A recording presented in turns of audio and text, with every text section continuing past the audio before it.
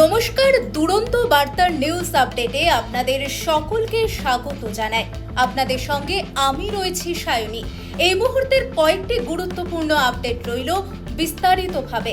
মঙ্গলবার অর্থাৎ আজ 2 বঙ্গে বিক্ষিপ্ত বৃষ্টির সম্ভাবনা, আর্দ্রতাজনিত অস্বস্তিও লক্ষণীয়। আবহাওয়া দপ্তরের পূর্বাভাস, বাংলাদেশ সংলগ্ন গাঙ্গেয় পশ্চিমবঙ্গে একটি ঘূর্ণাবর্ত অবস্থান করছে। তার প্রভাবে বিক্ষিপ্ত বৃষ্টিপাত চলতে পারে দিনভর। অপারেশন সিন্ধুর আবহে ইরান থেকে ফিরলেন 292 জন ভারতীয়।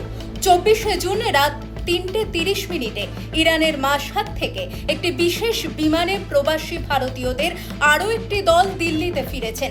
এই বিমানে ইসরায়েল ইরান সংঘাতের মাঝে ভারতের উদ্ধার অভিযান অপারেশন সিন্ধুর অধীনে 292 জন ভারতীয় নাগরিক নিরাপদে স্বদেশে ফিরেছেন বলেই জানিয়েছেন ভারতের বিদেশ দপ্তরের মুখপাত্র রণধীর জয়সওয়াল। এবার রাজ্যের স্কুলের লাইব্রেরিতে থাকবে মুখ্যমন্ত্রীর বই। ইতিমধ্যে স্কুলগুলিকে রাজ্য সরকার বইয়ের তালিকাও পাঠিয়েছে। রাজ্যের স্কুলের লাইব্রেরিতে থাকছে মমতা বন্দ্যোপাধ্যায়ের বই। রাজ্যের স্কুলের লাইব্রেরিগুলিতে 515টি বইয়ের মধ্যে মোট 19টি বই থাকবে মমতা বন্দ্যোপাধ্যায়।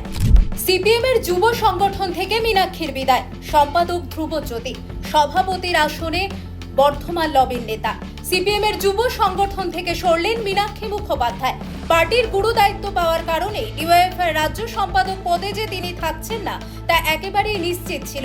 পাশাপাশি বয়সের কারণেও তাকে সরতে হলো যুব সংগঠনের শীর্ষ পদ থেকে। আকাশসীমা বন্ধের মেয়াদ বাড়ালো ভারত পাকিস্তান। তবে কি ফের সংঘাতের আশঙ্কা? পাকিস্তানের জন্য ভারতের আকাশসীমা বন্ধের মেয়াদ আরও বাড়ল।